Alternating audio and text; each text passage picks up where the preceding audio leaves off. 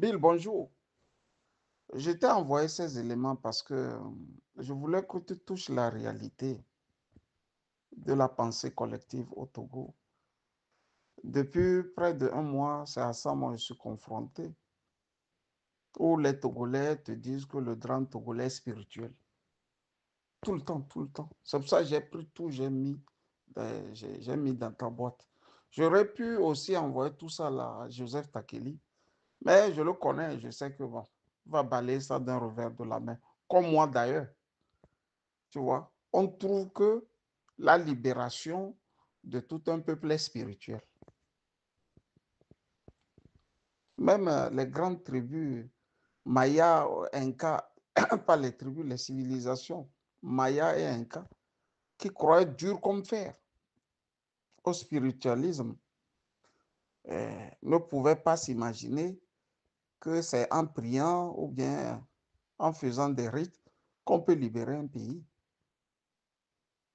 Tu vois, quand un pays ne veut pas travailler pour sa libération, ce pays met la lutte dans le cadre spirituel. C'est aussi simple que ça. Je reprends.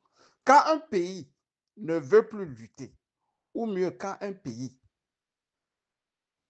est désemparé, je parle ici des habitants, du peuple que constitue ce pays. Quand le peuple est désemparé, on met tout dans le spirituel. Ils m'ont ressassé des trucs, me révélant les trucs sur tout ce que le pouvoir des Nyasingbe fait, ce qu'ils enterrent, ce qu'ils n'ont pas enterré, ce qu'ils vont enterrer. Mais tout ça là, c'est quoi? S'ils sont si forts que ça, pourquoi après tous ces rites-là, après, comment dirais-je, tous ces waks-là, tous ces jaratuta-là, tout ce fétichisme, tous les dromadaires, les buffles, les vaches, les bœufs qu'ils ont tués. Pourquoi il faut encore utiliser les armes et l'argent? Mais faut-il encore dire aux Togolais que quand les hommes durent au pouvoir, ils finissent par développer des philosophies propres à eux. Et d'habitude, ces philosophies rentrent dans le spirituel. Les francs-maçons ont commencé, c'est un jeu d'enfants, ils sortent du boulot, ils viennent, bon, c'était des passionnés de la géométrie, de la maçonnerie. C'est aussi simple, non? Mais quand ils sont remarqués qu'ils étaient nombreux à être des passionnés, ils ont commencé par cultiver aussi une philosophie, d'abord associative et ensuite spirituelle propre à eux, d'où la franc-maçonnerie. On fait ça pour se protéger des autres. On fait ça pour affronter les autres. On fait ça pour faire en sorte que tout le monde ne nous approche pas. Parce qu'ils sont conscients que quand on prend le monde entier dans ça, d'autres vont venir en tant que casseurs. Eux viennent pour bousiller tout ce qu'on a déjà construit. Donc, on fait en sorte de mettre des lois, de mettre des textes, prenez tout ce que vous voulez, hein, pour que tout le monde ne puisse pas y entrer. Que ça ne devienne pas la cour du roi Péto, mieux une pétodière où tout le monde vient faire ce qu'il veut. Les nazis, une fois qu'ils se sont assis au pouvoir, ont développé une philosophie spirituelle à eux. Où à Berchtesgaden, Hitler et les siens enterraient pratiquement 9 têtes dans leur culte. 9 têtes humaines, bien sûr. Ce n'est pas moi qui le dis, j'ai des livres qui me le disent. J'ai aussi des documentaires que la deuxième chaîne ZDF produit d'habitude sur eux. Quand vous allez un peu plus loin, aux États-Unis, que ce soit les Bush, les grandes familles là, les Rockefeller, les Bush, toutes les grands, les Carnegie, tout ça là, ils sont dans ce qu'on appelle les school and bonus. Ce sont des structures fétichistes. Les documentaires sont là. Il y a même les livres. Moi, j'ai un livre comme ça ici. Je lis comment ils pratiquent leur fétichisme. La scientologie aux États-Unis, c'est quoi? C'est la même chose. Donc, est-ce que ça a empêché tous ces gens-là de lutter pour l'indépendance des États-Unis? Ça empêche tous ces gens-là de se mettre debout et de dire que non. Il faut voter les Trump parce que notre pays va être en déshérence à cause du wokisme. Est-ce que les gens ont dit le fait que des humains se lèvent et se marient entre hommes et hommes, entre femmes et femmes, en changeant les sexes, ton enfant sort, garçon, va à l'école, il rentre le soir, il est fille. Est-ce que les gens ont dit que non? Il faut absolument lutter contre ça en priant. Les gens ont trouvé les moyens pour défaire les politiciens qui favorisaient ça. Comme nous, on est paresseux, on ne veut pas faire le travail, on rejette tout dans le spirituel. C'est ça, les pasteurs, les imams, les marabouts, tout ce que vous voulez, ont pris le dessus. Et pour ça, j'ai beaucoup d'anecdotes. En 2010, il y a un événement qui s'était passé, et Bill, quand Kofi Annan devrait déposer sa candidature pour les élections de 2010, si tu te rappelles. J'ai eu un coup de fil de quelques Djandjou là, qui me disaient non, il faut parler beaucoup à ton papa. Hein. Nous lui avions dit d'envoyer de l'argent. On doit d'abord acheter un bœuf et faire des rituels. Tu en achètes un bœuf, on fait des rituels. Là, le chemin est ouvert. J'ai écouté ces Djandjou, je me suis dit, mais dis donc. Bon, si il faut commencer par les bœufs avant de prendre, d'arriver au pouvoir d'État, avant de rester au sommet comme président. Et alors, on peut prendre ne serait-ce que cet argent pour aller convaincre les gens de voter pour Kofi. Heureusement que le Bassari n'est pas tombé dans le piège. Moi non plus, je ne l'ai jamais dit de le faire. Je n'ai jamais appelé Kofi pour lui dire, voilà, il y a un nombre de Togolais qui m'ont dit, il faut absolument faire ceci ou cela. Ça passe. 2020, là, c'était encore grave. Il y a des gens, vraiment, hein, non, les escrocs, j'en ai jamais vu.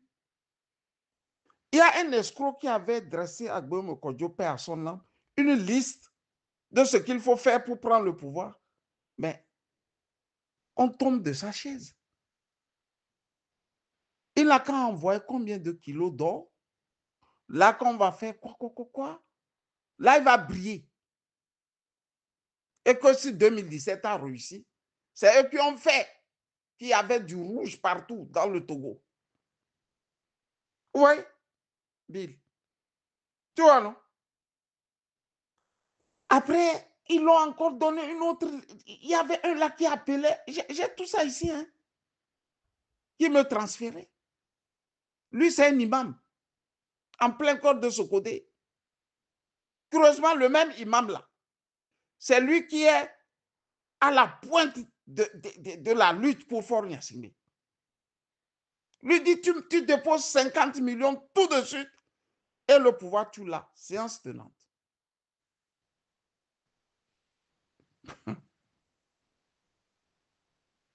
Agbemo Kodjo me dit, voilà ce que j'ai vécu avant d'aller aux élections. Je lui ai posé la question, tu as fait ça? Il me dit non, je n'en avais pas les moyens pour le faire. Comme si cela ne suffisait pas, même dans son champ de maïs, là, les voyous là continuent, pas vouloir le racketter. Voilà plus ou moins, Bill, ce que c'est la spiritualité en Afrique. Ça sert à escroquer. La spiritualité n'a jamais sauvé, n'a jamais libéré un peuple. Ce n'est pas possible. Si la spiritualité libérait, Cuba est l'un des pays au monde où l'Église catholique est implantée à 99,99%. Tous les révolutionnaires cubains sont des catholiques convaincus. De Fidel Castro à Che Guevara, en passant par les, tout ce que nous avions appelé les guerrieros, les barbus. C'est des catholiques convaincus. Mais à côté de ça, là, ils ont compris que ce n'est pas en priant qu'on va défaire le dictateur Batista. Ils sont mis à lutter. Comme si cela ne suffisait pas, ils ont pris les armes. Ils ont défait l'oligarque Batista. Mais chez nous, qu'est-ce qu'ils font? On trouve que Faure a tellement de gris-gris, il est tellement surpuissant, il est tellement, c'est-à-dire, il est Dieu esprit. Les ministres ont la tremblote. Et ils ont même fabriqué une anecdote là. Si tu es proche de beaucoup de ministres autour de Faure, tu vas apprendre cette anecdote. Que quand Yadema a enceinté sa mère est partie. Et après, elle est revenue avec l'enfant. Elle a remis à Yadema et a dit à Yadema, je te ramène ton enfant. Il sera plus puissant que toi. C'est comme ça qu'ils se distillent des balivernes comme ça. Ça rentre dans leur moelle épinière et sont convaincus que Faure a a une puissance un peu surhumaine, quoi. Il peut traverser le mur. Si tu tires sur lui, rien ne va se passer. Fin de course, tout le monde a peur du tyran.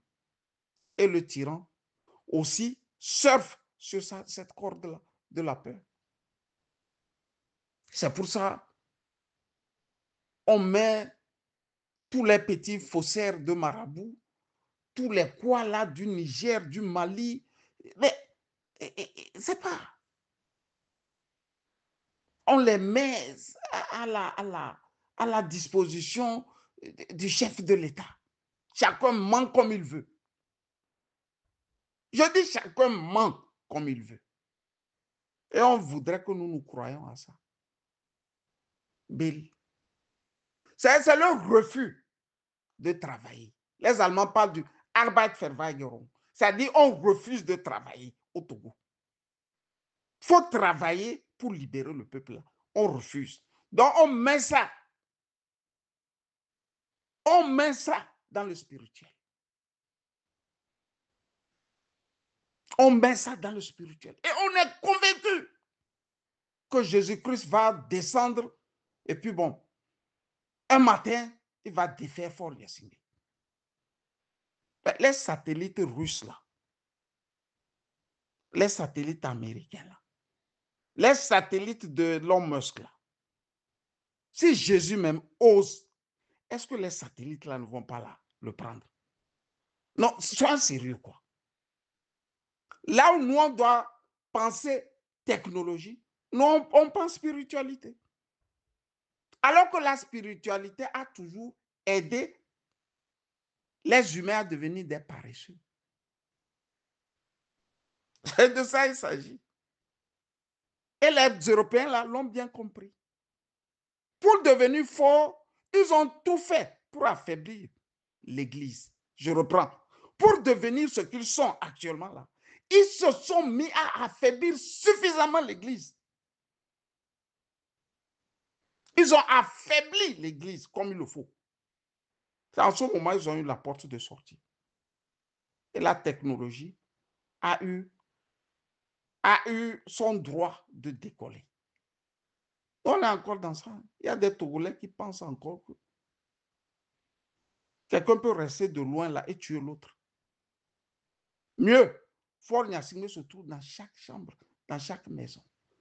Si les marabouts là sont si puissants, pourquoi il a besoin de Pegasus? Non, soyez sérieux. Si les marabouts sont si puissants, pourquoi Faure Gnassingbé a encore besoin de la technologie pour espionner ses opposants, ses officiers et le Togolais lambda? Que ça marche. Ça ne marche pas.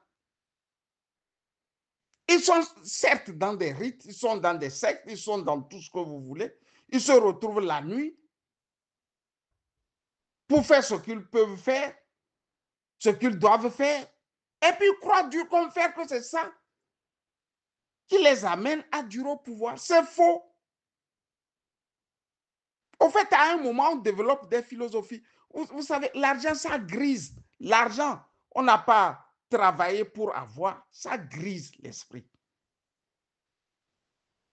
L'argent a toujours grisé celui qui n'a pas travaillé pour l'avoir. C'est pour ça que quand celui qui n'a pas travaillé à l'argent, il se met à acheter des grosses voitures, à construire de grandes maisons, à faire des trucs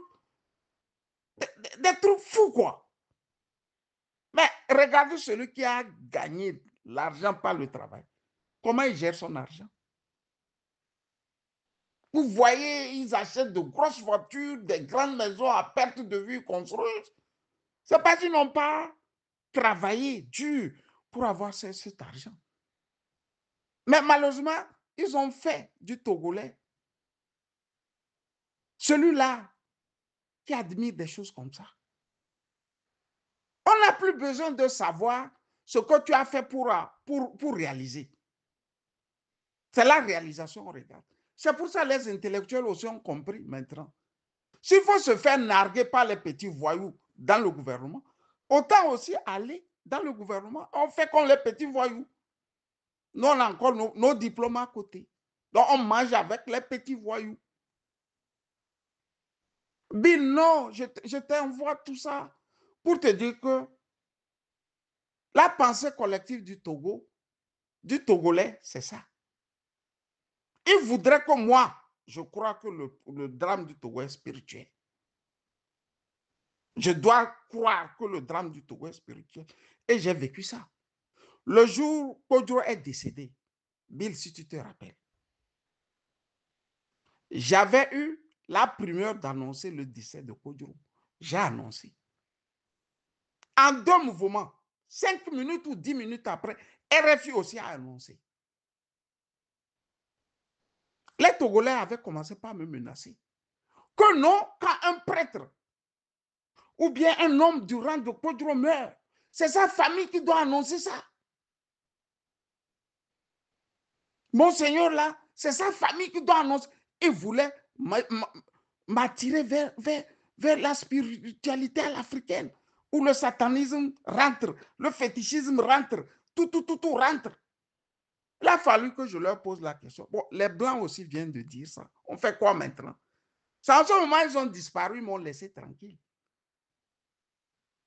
Bill, imagine un peu que RFI n'avait pas dit ça.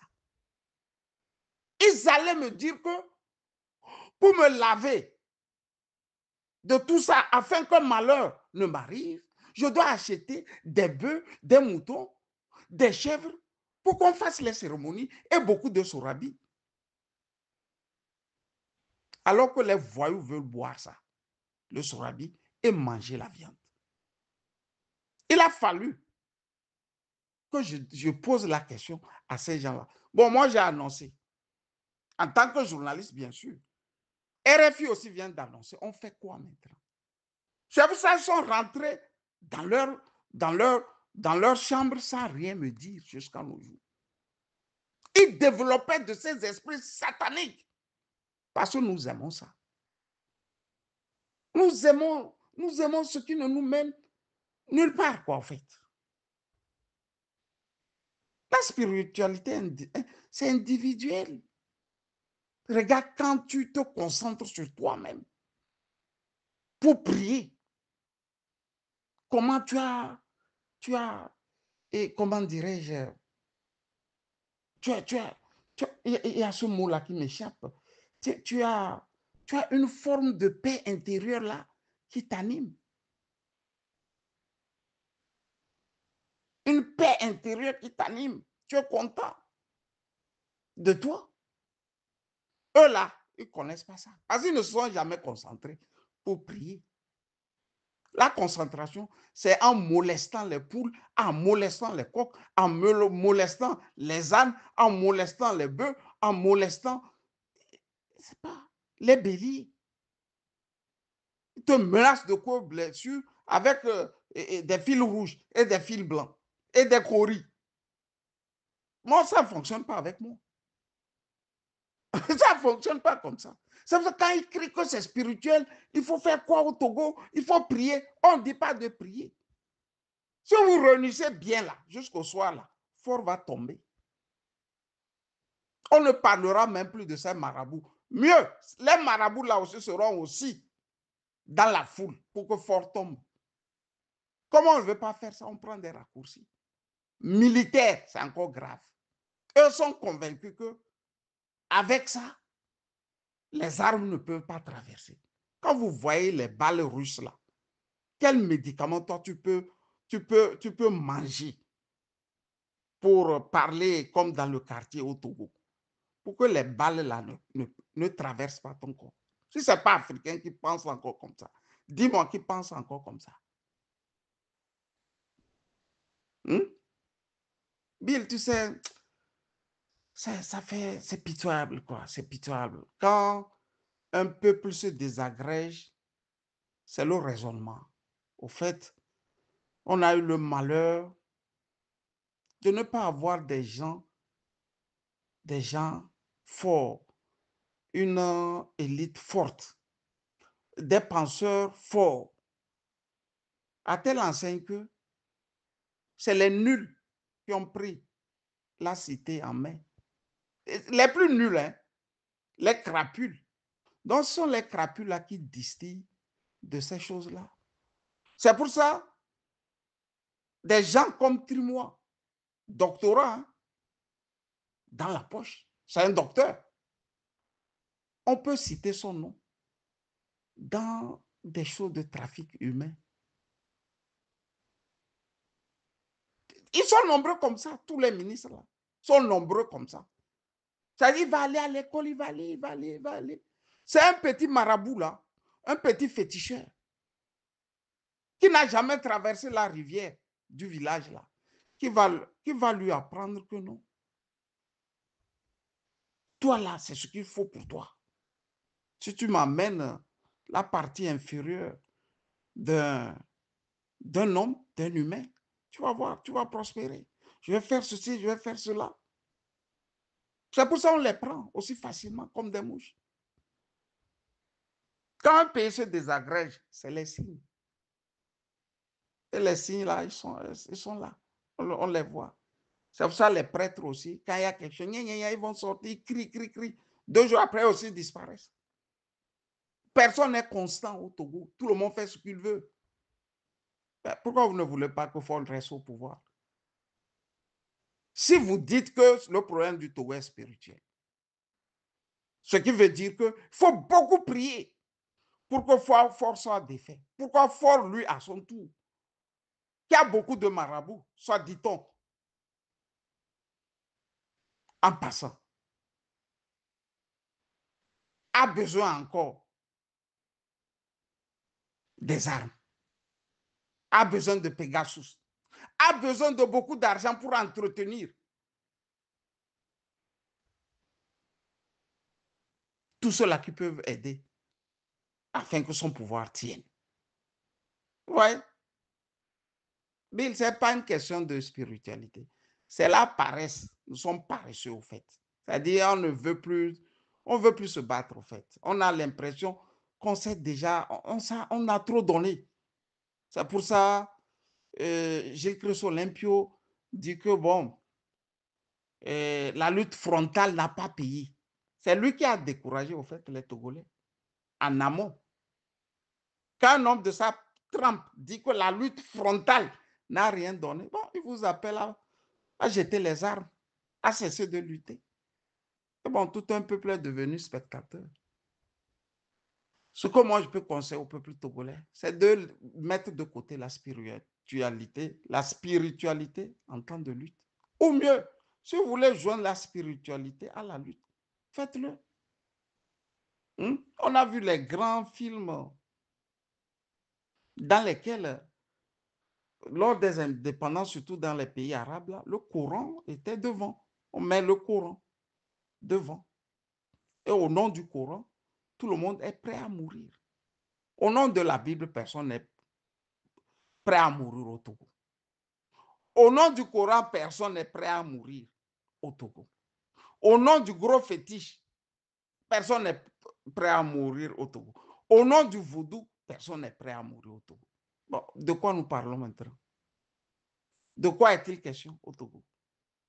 Bill, bonne soirée à toi. Bye bye.